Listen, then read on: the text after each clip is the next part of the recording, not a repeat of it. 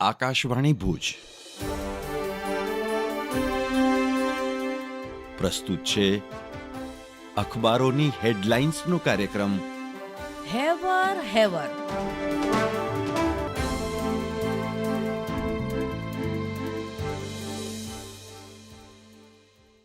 નમસ્કાર, હું ધર્મેન્દ્ર જોશી. કચ્છમિત્રના અંદરના પાને હેડલાઇન્સ છે કે પુસ્તકો ટકશે તો સમાજનું મસ્તક જળવાઈ રહેશે.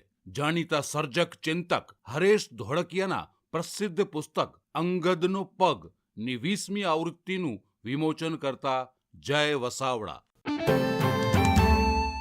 કચ્છમિત્રના છેલ્લા પાને સમાચાર છે કે પિયાવા પાસે કાર નાળામાં ખાબકતા 2 આશાસ્પદ નવયુવાનના મોત, સ્ટીયરિંગ પરથી કાબુ ગુમાવતા અકસ્માત.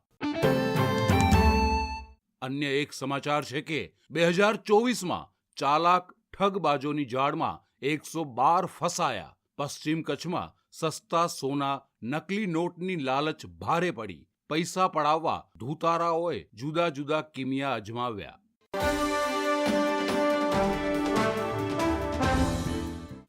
હું ચિત્રા ચૌધરી. સંદેશના અંદરના પાને સમાચાર છે. ભુજ નજીકના રક્ષક વનની 9 મહિનામાં 51,036 પ્રવાસીઓએ મુલાકાત લીધી. દિવાળી નાતાલ વેકેશન દરમિયાન સૌથી વધુ 19,576 પ્રવાસીઓએ નજારો માણ્યો. માધાપરની વીરાંગનાઓની ગૌરવગાથાની સાથે વિવિધ વનનું નિર્માણ આકર્ષણનું કેન્દ્ર.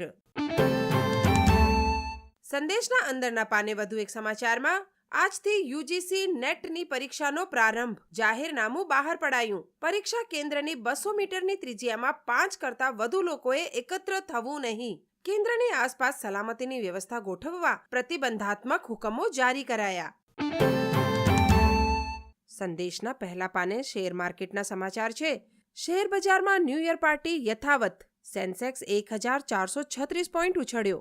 નિફ્ટી 445 પોઈન્ટ વધીને 24,188ના સ્તરે પહોંચ્યો.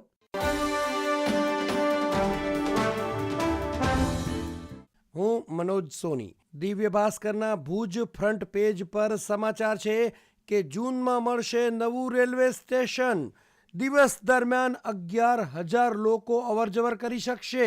મુસાફરોને મળશે એરપોર્ટ જેવી સુવિધા. વર્ષ 2065ના વિઝન સાથે 170 કરોડના ખર્ચે સ્ટેશનના નવીનીકરણનું કામ અંતિમ તબક્કામાં પહોંચ્યું. અન્ય એક સમાચારમાં હોસ્પિટલના દર્દીઓએ અહીંથી દવા ખરીદવી ફરજિયાત નથી. પરિપત્રના દિવસે સૂચના આપી છે પ્રમુખ કચ્છ કેમિસ્ટ કાઉન્સિલ. મોટાભાગની હોસ્પિટલ ઇન હાઉસ મેડિકલ સ્ટોરમાં તંત્રએ 13 ડિસેમ્બરના બહાર પાડેલા નિયમને ઘોડીને પી ગયા. અન્ય એક સમાચારમાં લાલન કોલેજ અને કચ્છ યુનિવર્સિટીમાં યુજીસી નેટની પરીક્ષા લેવાશે. કલેક્ટર દ્વારા જાહેરનામું બહાર પાડવામાં આવ્યું.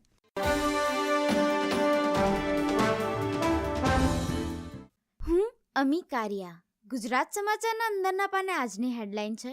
કચ્છમાં તાલુકા વાઇઝ 16 ઘાયલ પક્ષી કલેક્શન સેન્ટર શરૂ કરાશે. કચ્છમાં પતંગની દોરીથી ઘાયલ પક્ષીઓ માટે વહીવટતંત્ર 10 થી 20 જાન્યુઆરી સુધી ચલાવશે કરુણા અભિયાન. ગુજરાત સમાચારના અંદરના પાને અન્ય એક હેડલાઇન છે. હરમનપ્રીત સિંહ અને પેરા એથ્લીટ પ્રવીણ કુમારને પણ ખેલ રત્ન. ગુકેશ, મનુ ભાકર સહિતના 4 ખેલાડીની મેજર ધ્યાનચંદ ખેલ રત્ન એવોર્ડ માટે પસંદગી. ગુજરાત સમાચારના છેલ્લા પાને અન્ય એક હેડલાઇન છે. પૌત્રીની ઉંમરની ધોરણ 6ની વિદ્યાર્થીની સાથે આંચકારૂપ કૃત્યનો પ્રયાસ. માધાપરમાં બાળકી સાથે અડપલા. ટ્યુશન સંચાલક એક્સ આર્મી મેનની ધરપકડ. હું નીરજ મચ્છર. નવા વર્ષે આવ્યા સારા સમાચાર. સરકારી તિજોરી ભરાઈ. ગુજરાતી જાગરણના સમાચાર.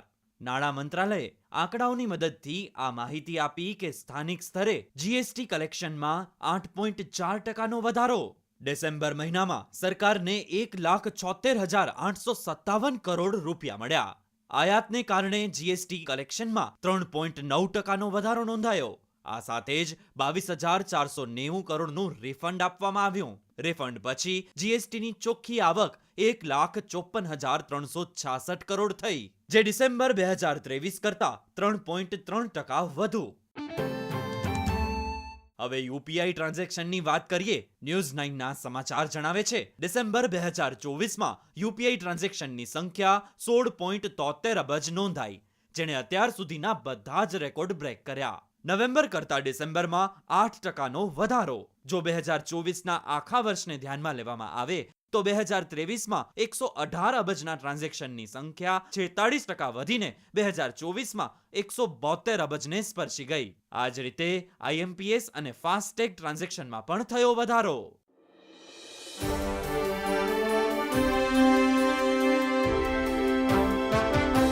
અખબારોની હેડલાઇન્સનો કાર્યક્રમ હેવર હેવર